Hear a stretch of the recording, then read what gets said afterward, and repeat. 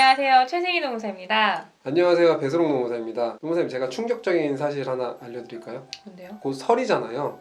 근데 이런 공휴일은 원래 휴일이 아니었답니다. 그거 다 알고 있는 거잖아요.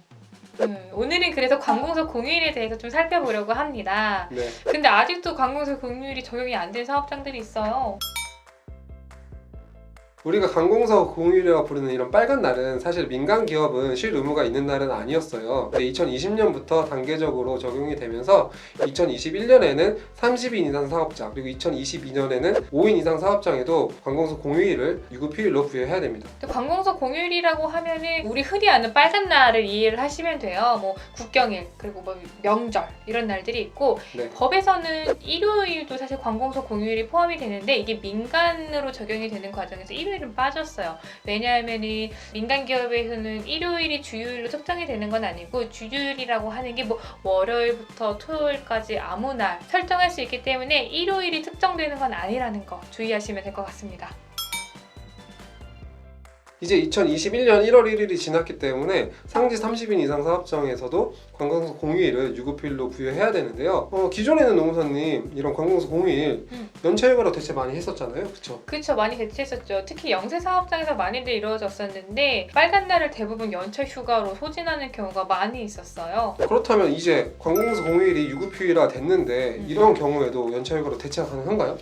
이 부분 좀 문의 주시는 회사가 굉장히 많았는데 결론부터 말씀드리면 이제는 안 되세요. 네. 네. 왜죠? 이제 연차 휴가라고 하는 게 사실 근로일에 사용을 하셔야 하는데, 그 공휴일이 이제 적용이 된다라고 하면은 빨간 날은 이제 무조건 휴일이 되는 거거든요. 휴일에는 연차 휴가를 애초에 사용하실 수가 없기 때문에 이젠 더 이상 공휴일을 연차 휴가로 대체하실 수는 없습니다. 근데 현실적으로 관공서 공휴일에 근로를 하는 경우도 굉장히 많이 있잖아요. 공휴일이라고 해서 뭐 다 쉴 수 있으면 좋겠지만, 그날 이제 뭐 공장을 계속 24시간 가동하는 회사 같은 경우에는 사실 공휴일이라고 해서 쉴 수 있는 건 아니죠. 뭐 이런 경우에는 당연히 공휴일에 일을 하면 휴일 근로상이 발생하겠죠. 얼마나 이제 휴일 근로상을 추가로 줘야 될까요?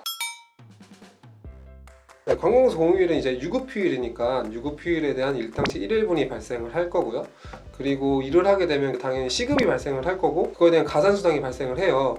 뭐 그래서 소정근로시간을 기준으로 계산을 해보면은 하루에 2.5일치 일당이 지급이 돼야 될 겁니다. 사실 좀 큰 회사 같은 경우는 상관이 없는데 네. 영세 사업자인 경우는 인건비 부담이 좀 있을 것 같아요. 뭐 다른 방법은 없을까요?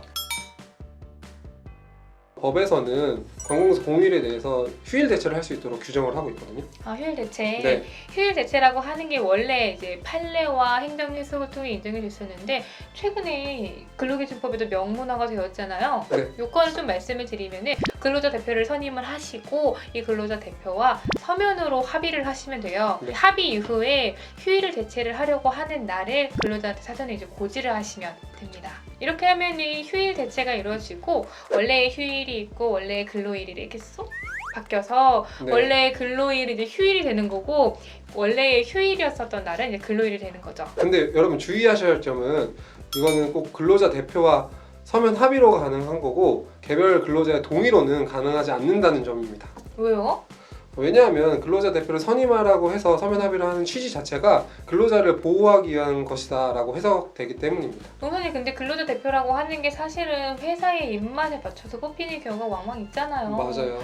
그러면 이거 휴일 대체 말 그대로 너무 남용될 수 있는 부분 아닌가요? 네, 그럴 가능성이 충분히 있다고 보여집니다. 요새 근데 서면 합의할 때 휴일 대체를 하려고 하면 이게 날을 특정을 해야 되나요? 아니면 좀 포괄적으로 명시하는 것도 가능한가요? 법 취지를 고려한다면 포괄적으로 명시를 해도 가능하다고 판단은 되거든요. 근데 그래도 사전에 근로자에게 날을 특정해서 반드시 고지를 해야 된다는 점 잊지 마시기 바랍니다. 근데 노무사님, 우리 관공서 공휴일은 언제 적용되는 거야?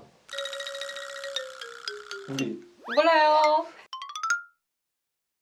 더 궁금하신 점이 있으시면 유튜브에 댓글을 달아주시고 블로그 들어오셔서 여러 가지 글을 참고해 주시기 바랍니다. 안녕.